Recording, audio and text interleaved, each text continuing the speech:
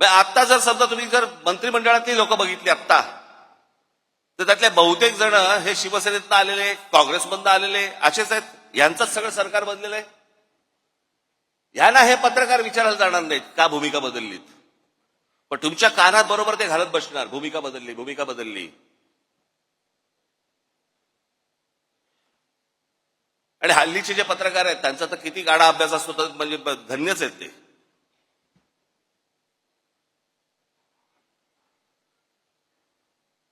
आजचा दिवस ढकलायचा, काही का बातमी टाकेना.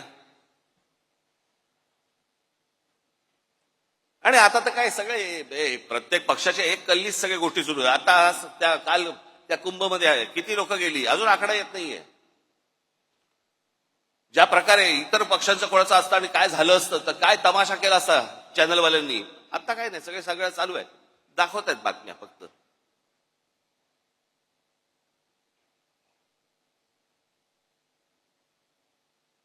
आणि मग काय गोष्टी पेरायच्या की राज ठाकरेंनी पहिल्यांदा नरेंद्र मोदींना पाठिंबा दिला,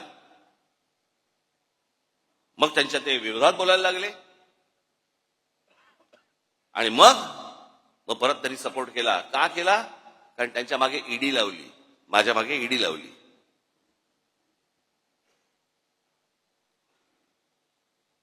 मला ती पण कहाणी आज तुम्हाला तुमच्या समोर आणि ह्या चॅनलच्या द्वारे महाराष्ट्रासमोर मला समोर सांगायचीच आहे.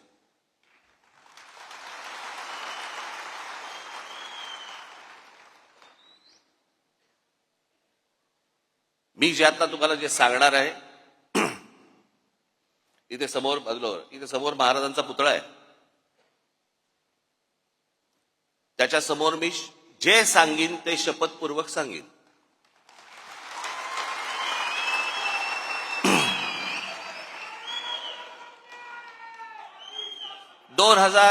साधारणपणे आता 2005 ची वगैरे गोष्ट असेल. मी ज्या शिवाजी पार्क मैदानामध्ये, शिवाजी पार्कमध्ये जिथे मी लहानाचा मोठा झालो, तिथे आम्ही लहानपणापासून ती कोइंदूर मिल पाहत होतो. काही नाही, येता जाता ती डोळ्यासमोर यायची. एके दिवशी, ही 2005 ची गोष्ट, वर्तमानपत्रामध्ये मी बातमी वाचली. तोपर्यंत आम्ही आमचा व्यवसाय सुरू केला होता. आता व्यवसाय करणं हा तर काही पाप होऊ शकत नाही ना. अनेकांना व्यवसाय दाखवता पण येत नाहीत, तरी सगळ्या गोष्टी सुरू असतात त्यांच्या. एक व्यवसाय सुरू केला. वर्तमानपत्र सकाळी वाचत असताना वर्तमानपत्रामध्ये एक बातमी दिसली मला. एनटीएससीच्या सगळ्या मिल्स, एनटीएससीच्या, केंद्र सरकार, सुप्रीम कोर्टाने निर्णय दिलाय की या एनटीएससीच्या मिल्स काढा आणि जे काही कामगारांचे इतक्या वर्षांचे पगार होते ते देऊन टाका. आपली बातमी वाचत होतो. बातम्या वाचता वाचता त्या सगळ्या मेलमध्ये एक कोइंदूर मिल होती. म्हणून मी आमचे जे पार्टनर होते त्यांना मी फोन केला. म्हटलं, अरे असं समोर काहीतरी येते कोइंदूर मिलचं. त्यांनी मला सांगितलं, पण हे ते प्रकरण खूप मोठं आहे. म्हटलं, हो, मला मान्य, मला खूप मोठं आहे. काय आहे एकदा चेक तर करू. म्हणून आमचे एक दुसरे सहकारी होते, त्यांना मी फोन केला, त्यांना बोलून घेतलं.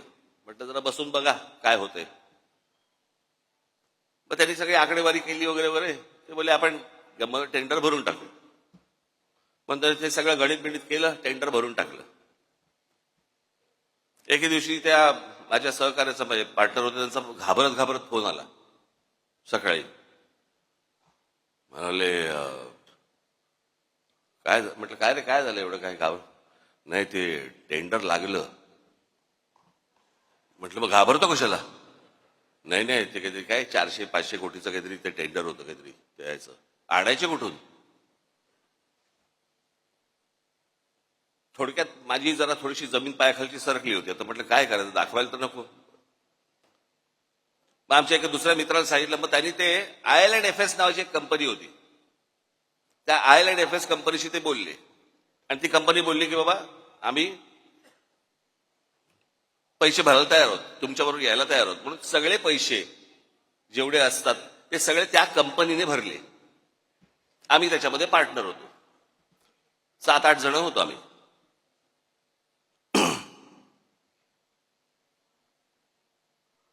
झालं सगळं सुरू, परत त्याला ब्रेक आला, परत ती केस काहीतरी कोर्टामध्ये गेली आणि सगळ्या परत मिल त्या अडकल्या, परत त्याच्यामधनं 1 वर्ष 1.5 वर्ष गेलं आणि मग त्याच्यानंतर ते सगळं परत 1.5 वर्षांचं सुरू झालं. त्या दरम्यान मी आमच्या सहकार्यात म्हटलं, बाबा हे पांढरा हत्ती हा आपल्याला झेपायचा नाही, आपण यातनं बाहेर पडू. मग माझ्याबरोबरचे अनेक जे काही माझे पार्टनर जे होते ते बोलले की आपण नाही आपल्याला हे झेपणं नाही, काम नाही आपलं, आपण आपल्याला बाहेर पडू. म्हणून आम्ही आमचा स्टेक घेऊन बाहेर पडलो. आमचा स्टेक त्याला दिला आणि त्याचे पैसे घेऊन आम्ही बाहेर पडलो. ही गोष्ट आहे 2000 मला असं वाटतं 8ची.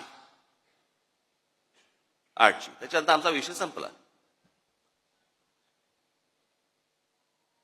ज्या दिवशी मला ती ईडीची नोटीस आली, मला प्रश्न पडला कसली ईडीची नोटीस, काय आहे काय. मग आम्ही जेव्हा बघितलं त्यात विषय होता कोहिनूरचा. म्हटलं आपला काय संबंध याच्याशी आता. मग मला तिकडे बोलवते माणसं मलाशी काय बोलवते हेच मला समजेना. की त्यांच्याकडनं तुम्हाला पैसे आले पण तुम्ही त्यांचे पैसे काय, मला काय कळत नव्हतं. म्हटलं काय झालं. बरं जे पैसे आले त्याच्यावरती आम्ही टॅक्स भरला, टॅक्स भरून तो गेला. सगळ्यांनीच टॅक्स भरला आणि तो गेला.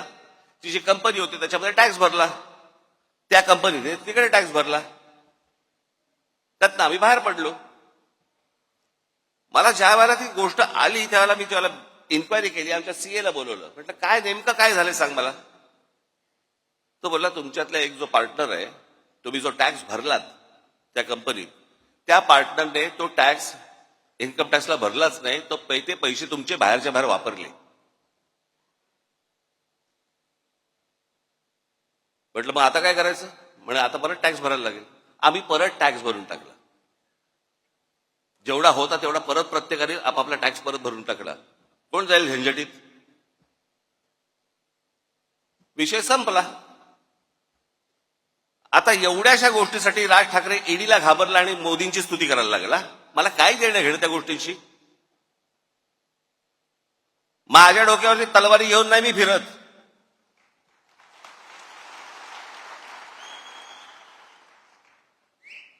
हे बाकीच्यांसारखं नाहीये. 6 दिवस अगोदर मोदी म्हणतात 70,000 कोटीचा भ्रष्टाचार केलेला ना आम्ही 8 मध्ये टाकू. आम्हाला माहित होतं की ते मंत्रिमंडळात टाकणार आहेत.